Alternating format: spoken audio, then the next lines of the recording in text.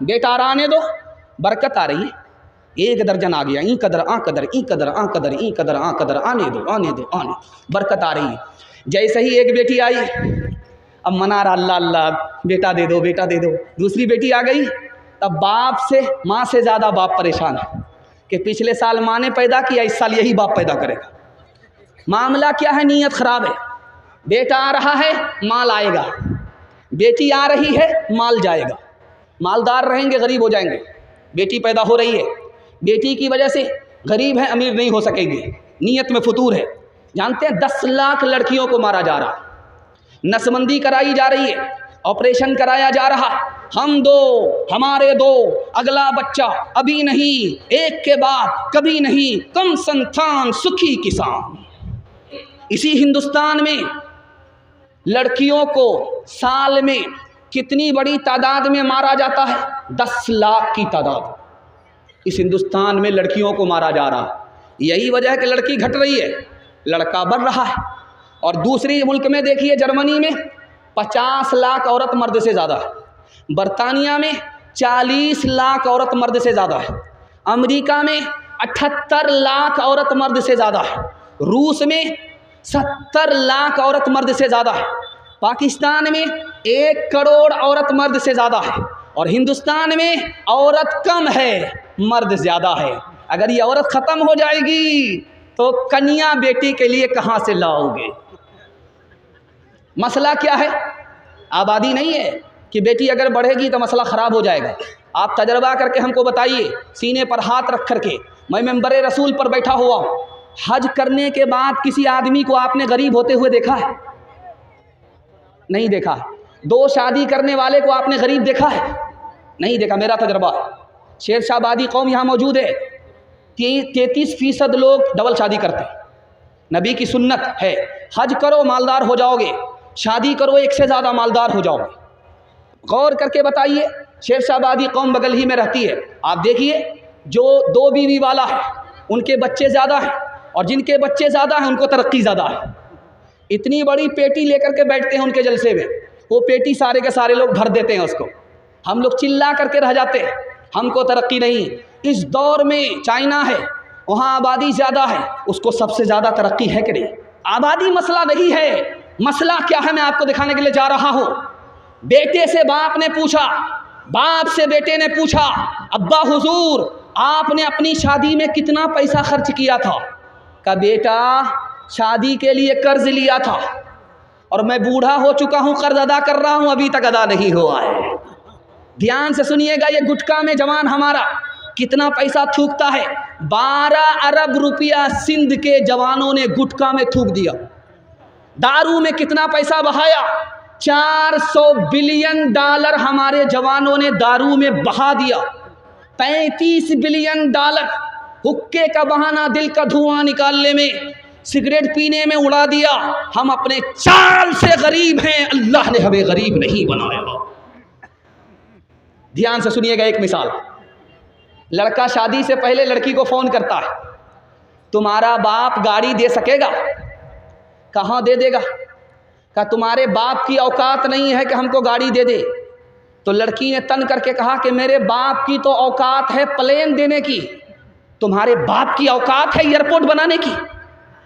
حلوائی کی دکان پر نانا جی کا فاتحہ، او دنیا والوں چھوڑ دو عادت جہیز کی، اچھی نہیں یہ ریت روایت جہیز کی، سب سے بڑا جہیز ہے اے دوستو دلہن، پھر اس کے بعد کچھ نہیں قیمت جہیز کی۔ کہنوں کے اٹھتے غریب اور بیٹی، سامان مانگے 6-2-5 پیٹی۔ کہنوں کے اٹھتے غریب اور بیٹی، سامان مانگے 6-2-5 پیٹی۔ گھوڑا سے घोड़ा से बदतर छै आज का जवान, हाय रे मुसलमान, हाय रे मुसलमान, हाय रे मुसलमान, हाय रे मुसलमान। बेटी की शादी फ्री में करेंगे, हाथ उठाइए इंशाअल्लाह। बिल्कुल सही जा रहा है। बेटा की शादी फ्री में नहीं करेंगे, हाथ उठाइए इंशाअल्लाह। ये देखिए कितने बेईमान नजर आ रहे हैं। ध्यान से सुनिएगा। चौथा नमूना आपकी खिदमत में लेकर के आ रहा हूँ, इसको बहुत ध्यान से सुनिएगा। चौथा पैगाम आपकी खिदमत में आ रहा है, तेज़ी से निकल जाएगा। अल्लाह हमारे सुनाने को, आपके सुनने को बेहद कबूल फरमाए। ध्यान से सुनिएगा। नशा के हवाले से पैगाम आ रहा है। हमारा जवान हाथ उठा करके वादा करे, मैं जो पैगाम दे रहा हूँ आप कबूल करके दिखाइए। मैं गारंटी लेकर के जा रहा हूँ जलसे में, 1 साल में आपको 10 साल के बराबर अल्लाह तरक्की देगा। जवान लोग हाथ उठा करके वादा कीजिए, इंशाअल्लाह कबूल करेंगे। बूढ़े लोग गलती से हाथ मत उठाइएगा, आप लोग दोबारा जवान होने वाले नहीं। 100 बार दुआ करेंगे फिर भी आप जवान नहीं होंगे। हाँ, सीधा जन्नत में आप जवान होंगे। रुस्तम ने मुसलमानों के बारे में अपने कासिद से पूछा, मुसलमान को तरक्की क्यों हो रही है? हज़रत उमर ने 10 साल के अंदर 22,51,000 मुरब्बा मील ज़मीन को फतह किया। मुसलमान फतह करते जा रहे हैं, तरक्की क्यों? तो जवाब दिया कासिद ने कि मुसलमान दारू नहीं पीता इसलिए ज़मीन फतह कर रहा है, तरक्की हो रही है। मुसलमान ज़िना नहीं करता इसलिए तरक्की हो रही है। रात में वो तहज्जुद पढ़ता है, दिन में घोड़े की पीठ पर वो शहसवार है, उसका ज़मीन पर चलते हुए आसमान से रिश्ता है। वो तुमको शिकस्त देगा, तुम उसको शिकस्त नहीं दे सकते। दूसरी मिसाल, इसी हिंदुस्तान का एक बादशाह गुजरा है, उसका नाम था बाबर। वो इब्राहिम लोधी के ख़ानदान से हुकूमत छीनने के लिए आया था, हमला किया, नाकाम हुआ। उसने पूछा कि मैं नाकाम क्यों हो गया? मेरे पास फ़ौज ज़्यादा थी, ताकत ज़्यादा थी, मैं नाकाम क्यों हुआ? का 2 वजह से नाकाम हुए। तुम दारू पीते हो, पियक्कड़ बुज़दिल होता है, बहादुर नहीं होता है। तुम बहादुर नहीं थे, दारू पीने की वजह से बुज़दिल हो गए, तुमने पीठ दिखाया, तुम मैदान हार गए, मैदान जीत नहीं पाए।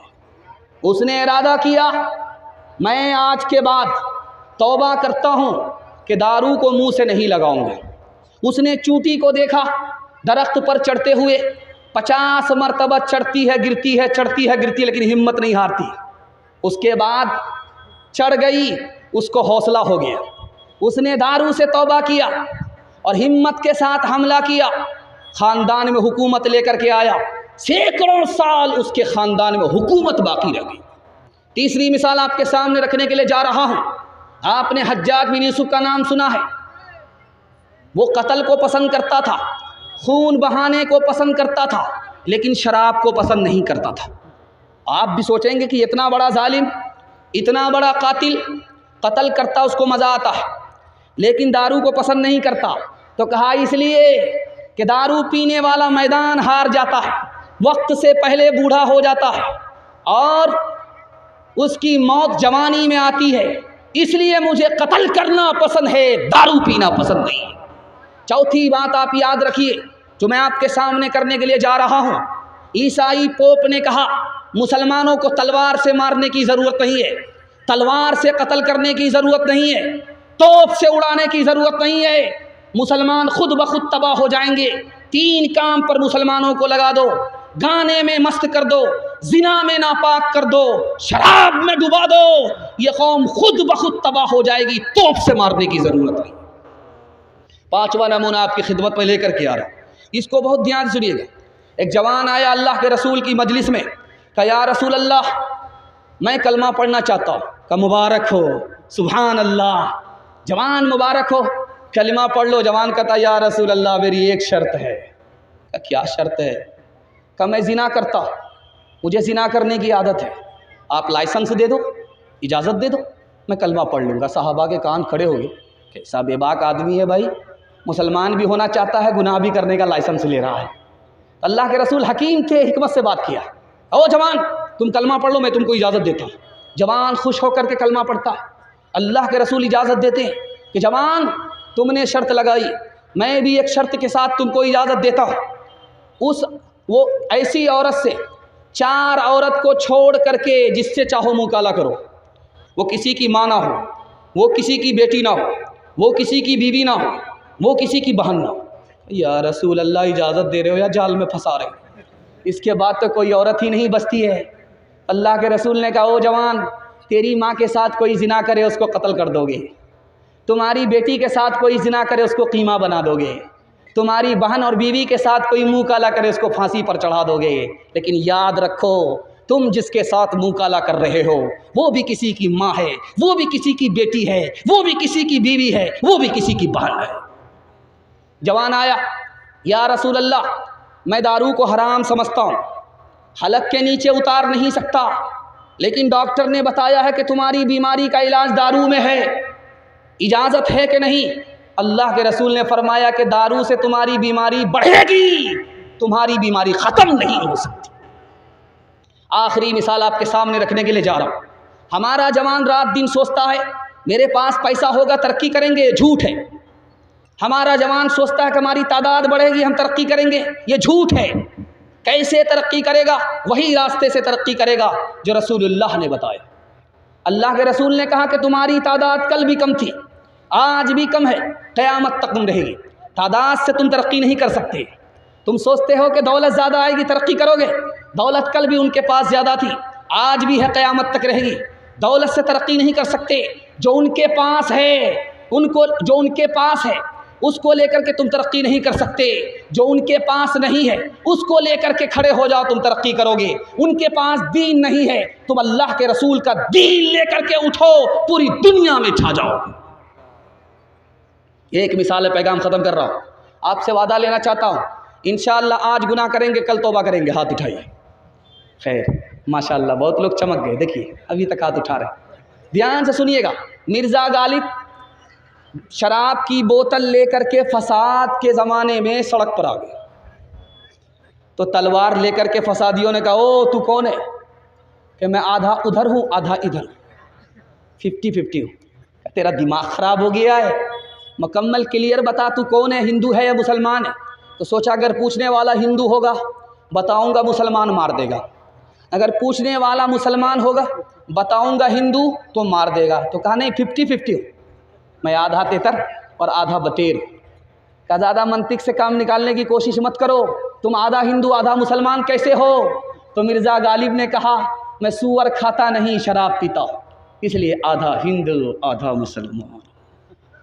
قوم سے میں کی سفارش کیا کروں، نیک کو شیطان کر دیتی ہے یہ، قوم سے میں کی سفارش کیا کروں، نیک کو شیطان کر دیتی ہے یہ، قوم سے میں کی سفارش کیا کروں، نیک کو شیطان کر دیتی ہے یہ، ایک جوہر ہے فقط اس میں مفید، ایک جوہر ہے فقط اس میں مفید، خودکشی آسان کر دیتی ہے یہ، گلاسوں میں جو ڈوبے پھر نہ ابھرے زندگانی میں، ہزاروں بہہ گئے ان بوتلوں کے بند پانی میں، نہ کر برباد اپنی زندگی بوتل کے دیوانے، وہ کاٹے گا بڑھاپے میں جو بوتا ہے جوانی میں، یہ دارو کا